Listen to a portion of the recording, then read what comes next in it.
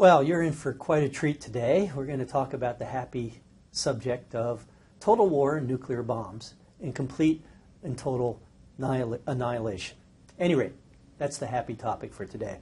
And this discussion today contains a kind of unexpected punchline for the course, and that is to say how the hope and promise of using technology to build a better world actually results in the creation of technology that could possibly completely annihilate the world. And that's the basic sort of paradox, and you might say punchline of this course that I want to discuss today. So my mission then is to talk about the Industrial Revolution, this concept of total war, and how that develops into the development of the first nuclear bombs and the implications for those developments in terms of how we view science and technology and the security of the environment in which we live. I begin with something I've discussed before, the Promethean spirit. I'd like to just emphasize this theme once again to keep this percolating in your brains. When I talked about the Promethean spirit earlier in this course, when we talked about it in regard to Frankenstein, we noted that there are two aspects to the myth of Prometheus. We have one aspect that's represented here, perhaps a bit humorously. Poor old Prometheus wants to steal the secret of fire from the gods, give it to humanity to help out human beings. And as a result of that, he's punished by being chained to a rock and having his liver pecked out by a bird for all eternity. Then there's the other myth of Prometheus, which involves Prometheus forming a being out of the clay, out of the elements, and then having that being worship him as a kind of god. And in both myths of Prometheus, we see a slightly different emphasis. In the one case, Prometheus is altruistic. He wants to do a good turn for humanity by using the secrets of fire to help human beings. On the other hand, we have Prometheus, who wants to steal the secrets of nature from the gods in order to transform himself into a god. He doesn't really care about other human beings. He actually is motivated by vanity and greed. Both aspects of Prometheus infuse the scientific and technological revolution, and indeed we can see it in nuclear power itself. On the one hand, the use of nuclear power in order to provide cheap, unlimited seemingly power for all the things, the benefits of modern civilization, electricity. On the other hand, the use of nuclear power to develop the capacity to build a bomb, and in so doing to enhance dramatically the power of the state and of the people who wield that bomb. And in that case, it's doubtful that there are many benefits for humanity that come out of the development of that weapon. So the Promethean spirit in both senses infuses what I'm talking about today, and also constitutes the ambiguity of almost all scientific and technological developments. They can be used to kill, they can be used to help and to sustain and to nourish. Very often, they do all those things at one time. All right. Now to the concept of total war. And nuclear weapons are very much related to this. Total war is a byproduct of two developments in the modern world. On the one hand, political revolution, and on the other hand, industrial revolution. The coming together of these two things produces this modern concept of war known as total war. What is this? The term was first coined by Karl von Clausewitz.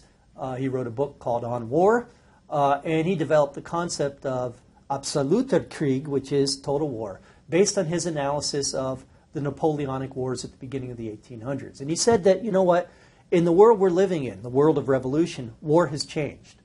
Now that governments seem to represent the will of their peoples, not just some monarch who's been chosen by God, perhaps with more or less mercenary armies fighting their battles in a limited fashion, but one people versus another. That means that war has expanded to make everyone a target. There is no distinction between civilian and combatant, and war involves everyone in a revolutionary nation against everyone else that they're fighting against in another perhaps revolutionary nation. So this changes war fundamentally. It makes everyone a target, but it also means that we've expanded the resources that are going to be mobilized for war. The idea of total war and the use of technology to wage that war was embedded in the French Revolution itself, which developed a new killing technology known as the guillotine. Now, from the perspective of the French Revolution, the guillotine was, sorry for the pun, on the cutting edge of execution technology for its time.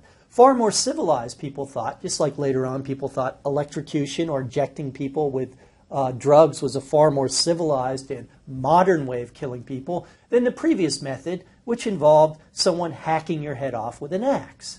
And there was something about the guillotine that was far more impersonal. It wasn't personal if you were being executed. You were being executed to make way for progress because you were holding back the political world. So we're going to use this new, precise technology to lop off your head.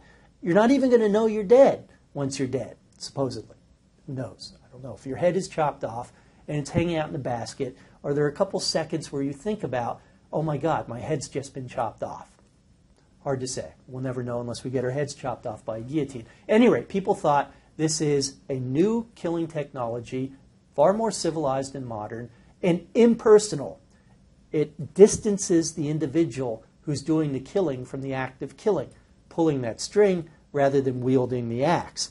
And one of the things we'll see is the increasing distancing of people from the act of killing as the scientific and technological and industrial revolutions continue in the 19th and 20th centuries, to the point where we have this thing called an atomic bomb. Someone on one side of the planet presses a button, up goes a rocket, and then a bomb falls on another country and millions of people are killed. That is the distancing of individuals through technology from the act of killing, which, by the way, makes it easier to kill. Makes it far less personal and easier to kill. That, again, is the concept of total war, where you annihilate everyone in a democratic fashion rather than just targeting military people. It's the foundation also of modern terrorism. Now let me talk a little bit about the Industrial Revolution that ties into total war by and by. It emerged first of all in Great Britain through the use of coal, steam, and iron. Fundamentally transformed the world around us. There were new kinds of technologies that were developed to enhance and make more productive the production process, particularly in textiles. Something called a flying shuttle eliminated human labor by and large in the process of creating textiles. Then you would attach steam power to these looms and to other mechanisms that produce textiles to eliminate human labor. And the byproduct of all this was a far more productive way of producing textiles. The steam engine was critical in this. There had been steam engines previously to the Industrial Revolution of the late 1700s and early 1800s, but no one could figure out how to make them profitable and workable in a factory context. And it was James Watt who did that with his steam engine in 1776. By and by, people realized that you could begin to use steam engines to transport coal to the factories where it was used to produce steam, to drive the looms and other things that were now being used in increasingly automated textile environments. And that was the birth of the railroad. By the early 1800s and through the mid-1800s, became a new form of transportation that eventually carried not only coal or other goods from one place to another, but also people, enlarging their worlds, from how far you could walk in 8 hours to how far you could travel in a train in 8 hours, and thus enlarging people's conception of what the world really was like. All these elements, coal, steam, and iron, which was required for the rails of the trains, were essential to the Industrial Revolution and also to more modern forms of warfare, including the use of steel ships, iron and then steel ships, that allowed the Europeans, among other things, to enforce their power in the new places they conquered, the New World and in Asia and in other places, and also to more effectively fight each other within Europe, culminating in the first really total war of World War I. Coal, steam, iron, and steel, more durable product, that represented an advance on the technology of the production of iron in the mid-1800s, allowed for the creation of the modern city that we now take for granted, skyscrapers, and also the Twin Towers, of course, that are taken down by the terrorists in 9/11. Adding to increasing industrial power, which also translates into increased power for the states where industrialization has occurred, is an increasingly close alliance between science and industry. And this is referred to by historians of technology as the second industrial revolution of the 1870s. It's based not on coal, steam, and iron. It is based on that. But in addition to the direct application of new scientific discoveries into the production process, specifically in the electrical industry, the electrification of the world that we live in the chemical industry, the production of chemical fertilizers for agriculture, but also for the production of chemicals as explosives. Telegraphy, new forms of communication, wireless communication, and wired communication. All these new industries which create the landscape of the modern world that we live in, also fundamental for the conduct of modern warfare, are a byproduct of this second industrial revolution, beginning in the 1870s.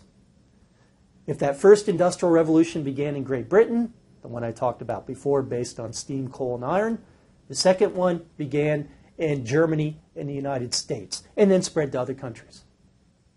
And along with that, it's no mistake, Germany and the United States very quickly became the most powerful countries in the world, benefiting from the profits, but also from these new technologies, which would help them to wage war and control markets. Alongside this second industrial revolution, whereby you see a much closer alliance of scientific knowledge and the industrial process, and thus the effect on people's daily lives, is this new phenomenon of the industrial lab. Thomas Alva Edison created the first industrial labs in the 1870s and 1880s, and what he did was totally new for the time. We now take it for granted, is that he went to these newfangled university programs for various science degrees, BS in science, and even those who had a master's and a PhD in science, and he began hiring these guys in white lab coats to produce knowledge that he could then apply in the form of new inventions in electrification of the United States and make incredible amounts of money from. So for the first time, if you had a science degree, you could be hired by industry and make a lot of money. And in the process, make a lot of money for the people who hired you and ultimately for the states that benefited from all these new kinds of industrial activities. We began seeing in society a sort of widespread idea that these scientists were miracle makers. They were Houdinis. They were magicians. They were doing miraculous things. They were almost like gods. The idea of better living through chemistry, it became a kind of tagline. You have the main, one of the main chemical manufacturers beginning in the 20th century, DuPont, and it had this famous tagline, the miracles of science. And I think this tagline kind of embodies this new attitude that indeed science could produce miracles and make our lives much, much easier.